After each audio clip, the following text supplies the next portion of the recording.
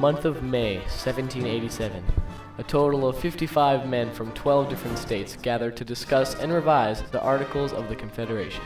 One of them, the governor of Virginia, Edmund Randolph, presented a plan prepared by James Madison for a completely new form of national government. This proposal led to an extensive 4-month debate that eventually ended in the birth of the Constitution of the United States. On September the 17th of 1787, all adjustments were final and the Constitution was officially complete. This final draft of the new Constitution was signed by 39 of the 42 men present, notifying that their work was finished. The Congress gave the document to the states for further revision. Then, on June 21st, 1788, New Hampshire became the 9th state to endorse the Constitution, so it officially went into effect. 32 years later, Congress reconvened to discuss the issue of slavery. This agreement between the pro- and anti-slavery groups within Congress was the Missouri Compromise of 1820. The outcome of this agreement was that slavery was prohibited in everywhere north of the 3630 parallel, except Missouri, which desired to remain a slave state. In 1849, almost 30 years after the 3630 rule had been established, California requested to join the Union as a free state. Under the current laws, this could have possibly upset the balance between free and slave states in the U.S. Senate. Because of this, changes had to be made. In an attempt to make a compromise and avoid conflict between the North and South, Senator Henry Clay made a proposal on the 29th of January, 1850. This has since been cleverly named the Compromise of 1850.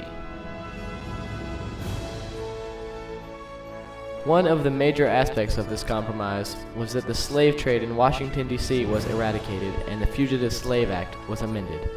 Another main purpose of the compromise was to resolve the dispute between Texas and New Mexico. Also, California was now allowed to officially join as a free state. In 1854, 2 new territories were established, Kansas and Nebraska, both of which, in order to solve the slave versus free state problem, applied the new principle of popular sovereignty, a system in which the citizens of a state decide whether to be slave or free. This appealed to the states that had been labeled as slave or free states against their will by the Missouri Compromise, which was now repealed. It seemed like a wonderful, no-strings-attached solution at the time, but soon after it was first instituted, it became the very reason for seemingly endless amounts of violence and bloodshed, a period in time known to us today as Bleeding Kansas. From 1854 until 1861, Kansas and the area around it was a battleground over the question of slavery. During the time when Kansas was voting to be a slave or free state, hundreds of Southerners, primarily from Missouri, poured over the state lines and cast their votes illegally. This often, if not always, led to outbreaks of violence.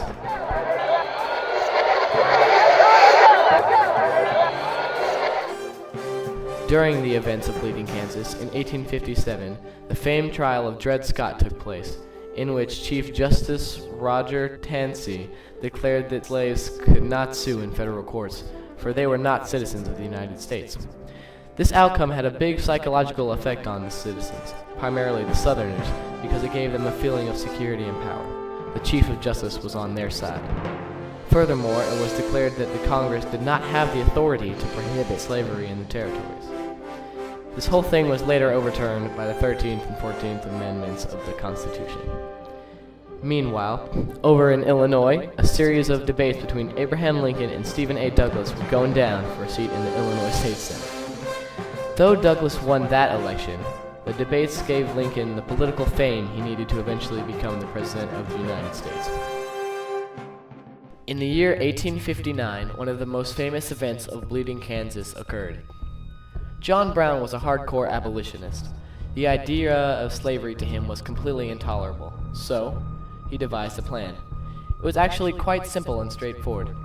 Brown, along with his men, would set up a base camp in the Blue Ridge Mountains. They would use this to assist runaway slaves and to launch attacks on nearby slaveholders. Although Brown and his men had all the money and supplies they needed, the fear that one of their own men would reveal the plan caused them to go into hiding, thus postponing this war on slavery for a year. On October 16th, he went to attack Harper's Ferry with 21 men, 5 of whom were blacks. When they arrived at the town at 4 a.m., they captured 60 rich citizens of the town and held them hostage, hoping that their slaves would join him and start a rebellion. None came. The local militia subdued Brown and his men. He and his remaining men were taken to Charleston, Virginia. After a quick trial, they were swiftly sentenced and executed. John Brown's statements during his trial were heard around the nation, and he inspired many people with his resentment toward slavery.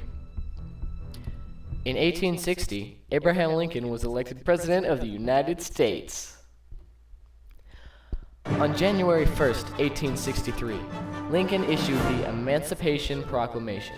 Although this did not completely erase slavery, it did give the Union a new purpose for the Civil War.